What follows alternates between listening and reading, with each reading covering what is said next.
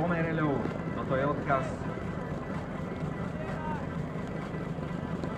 ktorý už je na webe. Ale vrátime sa na trať, kde máme pripravené družstvo mužov z Táčkovej. Zo chvíľočku ich štartujeme. Sledujeme, že na základe majú prichystaný krásny nový stroj s menom Ruby. A už sú tam muži v Táčkovce. Si to spájajú na základne. Nehovorím to skôr, že to sú takto. Na to si tu sledujeme ja.